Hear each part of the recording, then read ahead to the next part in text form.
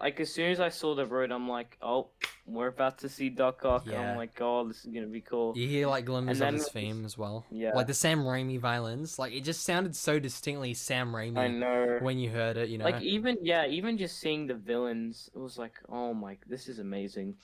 I want to say Spider-Man 2 is probably one of my favorite Spider-Man films. It's one of the films I respect the most, that's for sure. Yeah, It's a very wise movie, you know. yeah, I would say that too. Sort of like Tobey Maguire. Then him, like Doc Ock, realizing he's like, wait, you're not Peter. You're not Peter And Parker. then yeah, I think we should talk about the fight scene. You know, the choreography, that kind of stuff. yeah, the choreography of the movie, just hands down, it was probably one of the best I've seen. Oh yeah, it was really good. It was really good in some parts. Yeah, Some of it was sort of like, you know, standard MCU stuff, but then like yeah, other yeah, times CGI. it went really visceral and brutal, which, well, not like MA15, but like you can feel the impact, and that's like one minor concern about, you know, a movie like this is that audiences would kind of be confused about like a Doc Ock from another movie franchise coming into Tom Holland's franchise, and that will Yeah, confuse them. You know, help them understand what's going on. You also have like Tom Holland's Peter Parker be confused by what's going on. He's like, "Do I know you? yeah, I never met you before." I also love how yeah. Tom Holland's performance in this was also really good. I know. I think he outdid himself in this film. Yeah, Like, at times he actually sounds like a genuine, like, I mean he already does, but like sounds like a real teenager, like the way he delivers lines at points. yeah, And especially the line where he said, "Don't worry, ma'am, I'm coming." He feels like the youngest Spider-Man. I keep forgetting. Like, it literally in Civil War, he's supposed to be 15, which literally makes Yeah. for some reason it makes no sense to me. I'm like, wow, 15. That's literally my age. I think in the MCU he's about maybe my age now, and he started out your age now. We should get to the good parts. Villains, the I villains. think all of the villain introductions were really cool. Like, even the ones that don't even really matter. Well, I wouldn't say they don't matter, but like even the ones that aren't like as favorited as the other ones, like even what's his name, Sandman and Electro, they still had like their conversation. That was really cool. Like just seeing all of the Oh villains yeah. interact with each other. Okay, I have like a lot of tiny little gripes with this movie, which prevents me from rating it like a 10 out of 10. Ah. Yeah, It it really surprises me in this way, right? The relationship between the villains, right? That's something I didn't yeah, expect. I didn't know I needed that, right? The reason why I have so many gripes with this movie is because of the details, and the reason I love this movie is because of the details. yeah. It's so weird. It's like some areas they did absolutely fantastic. Other areas they could have just cleaned that up easily, you know? I know. Okay, anyway, the fight with Doc Ock. Once Doc Ock takes the nanotechnology, which is really cool, by the way. It's a really cool way to like link Yeah, the universes. Spider-Man, Peter Parker then kind of realizes he can take control of it because that nanotech was from his suit. So, and he can yeah. control his suit, which means he can control Doc's arm. Moving on from that, we Norman Osborn, his Green Goblin comes by. So, what do you think of it?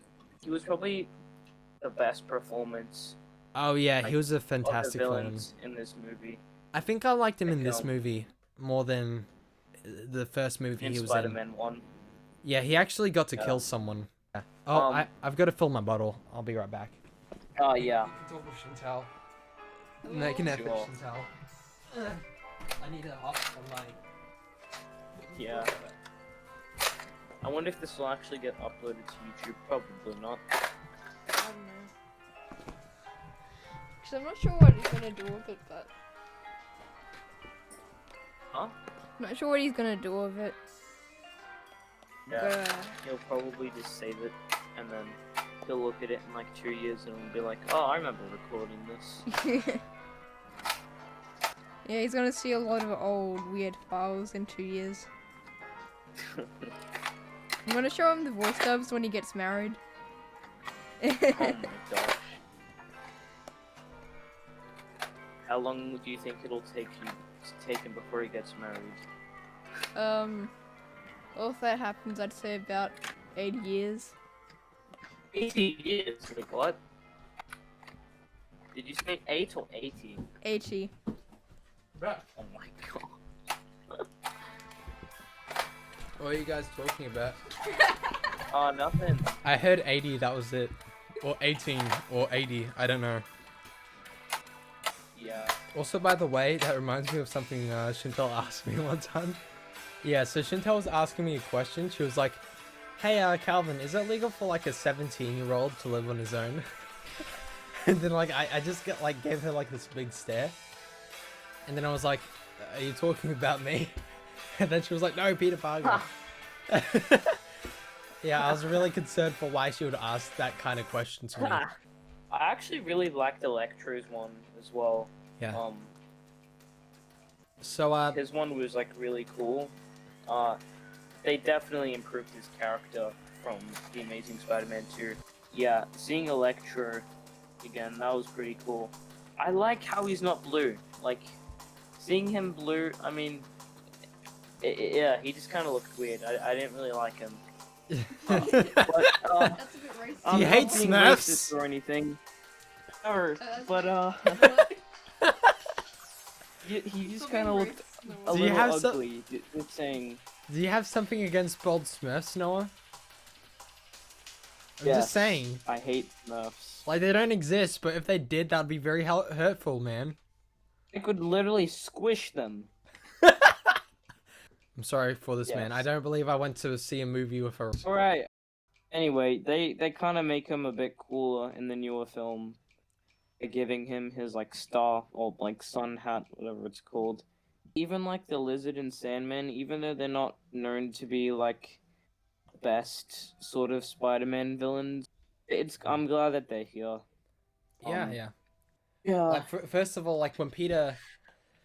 This is another issue I take. He decides to take them to his apartment, I guess. But then he, like, leaves the Lizard in a truck, right? Like, No. unsupervised. Like, I get that it would also be dangerous for him to be in the apartment. He did say he didn't want to come. But Peter took him when, anyway. Why did he do that? He's just gonna... Yeah. So what happened? So we have that scene with Green Goblin in the alleyway. That was cool. That was a cool. I mean, honestly, I kind of wish he didn't destroy the helmet. Me too. I was gonna say that. I was so gonna say early. that. Yeah, so early into the film, like it looked so cool. It almost. Dude, Me I wish too. he kind of waited. Because like the Green Goblin was in the movie. Like, I mean the original suit by itself. It was in the movie for only like one shot, and that was it. And it looks Yeah. so good in that shot. So Doc Ock, he has a better cloak, right? He's got an actual green cloak. If you notice that. Yeah. In the original, it was brown. In this one, it's green.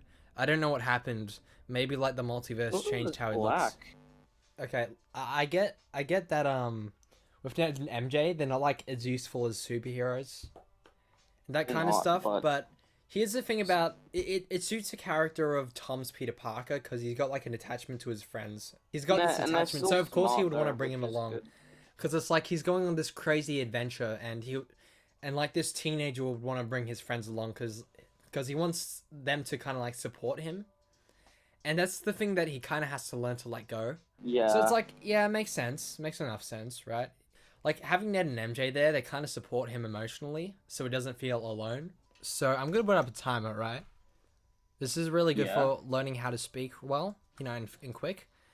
Basically, I'm gonna set it up 15 minutes, and we have to complete the review in 15 minutes. You ready? I know from where we are now. I'm just gonna... Oh, right. Yeah, it's loading. I can see it. Okay, 15 minutes. Let's go. Okay, what scene are we on to now? Like when Electro popped in, it was really cool. I wish his music just popped up a little bit longer though. It was only like 2 seconds. His theme song is like one of the best villain theme songs in my opinion.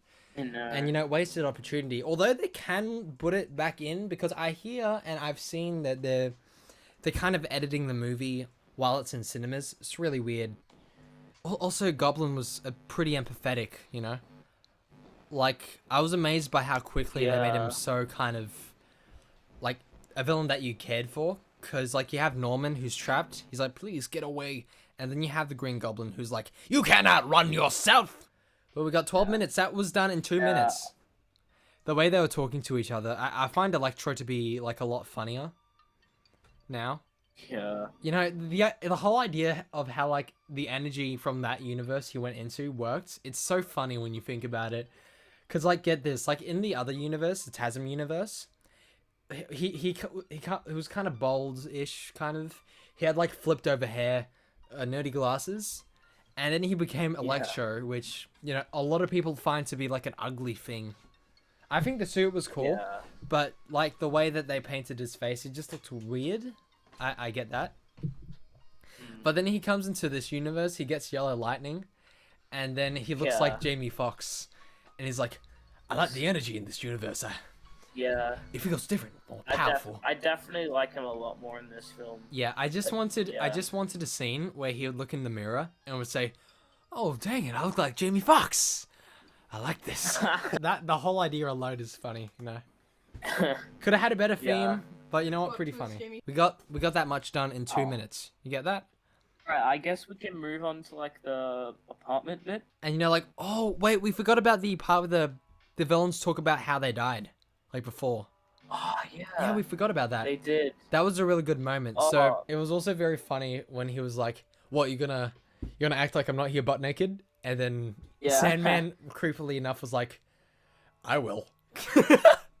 Like, did you catch that? Also, what do you think about Sandman just being sand, just plain old sand? Really? That was honestly kind of made me feel weird because I don't know how to put this. I just don't like sand. I don't want to sound like Anakin Skywalker here, but yeah, I just don't really like sand. I'm just Anakin. I don't want to be like him, but I am Anakin. If you've ever been to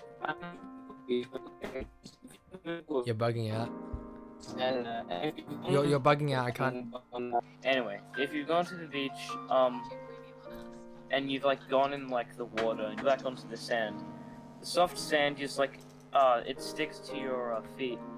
Oh and then it just kind of stays there until you leave. And then you have to wash it off. Then you still have those little bits of sand that are just still on you. Yeah. And then seeing Sandman just completely sand. I mean, it was cool, but It made you it's very like when he sat on the couch. Yeah. I love how your major gripe, like one of your major gripes with the movie, is that Sandman was too sandy. I know. It got all over the couch. It was somewhat satisfying to see. He was kind of like his hands maybe were just sand, and him like Flint Marker was just like how he was in Spider-Man 3. What if only his hands were human? We could have just animated him like drifting sand because they're that lazy. We got like 7 minutes left, dude. We gotta pick up the pace. You just wasted 3 minutes talking about how annoying sand is. No. I know. Sorry. Why did you do that? We eventually see Doc Ock become good-ish. Yeah. Yeah, of course there are gonna be spoilers. Yes, go watch it now, because we're going to be talking about NoWayHome, and we're going to be serious about it. Yeah. Okay, now leading up to NoWayHome.